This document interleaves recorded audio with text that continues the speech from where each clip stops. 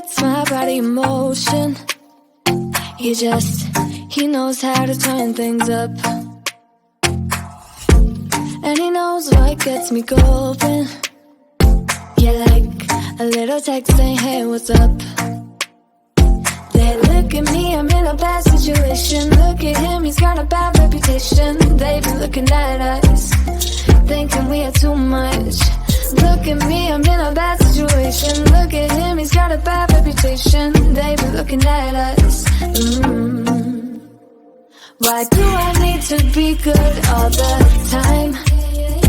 I'm wrapped around his finger, but he is mine. Don't care what they say, too late anyway. Why do I need to be good all the time? Yeah, he gets when I'm in a bad mood. Then he knows how to make it alright.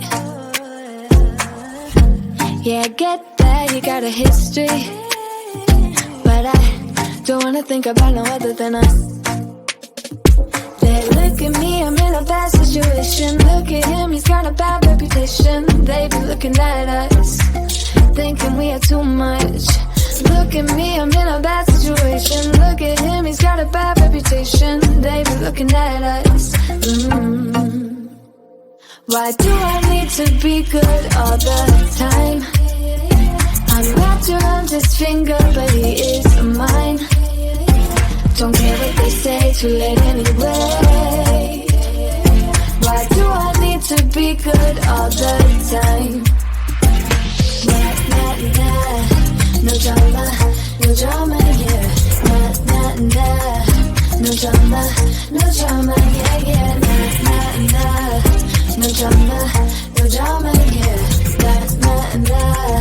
No drama, no drama, yeah, yeah. Bad history, but what about it? Yeah, he's got a bad history, but I want him anyway. So look at me, I'm in a bad situation. Look at him, he's got a bad reputation, but what about it? Why do I need to be good all the time? I'm wrapped around his finger, but he is mine. Don't care what they say, too late anyway.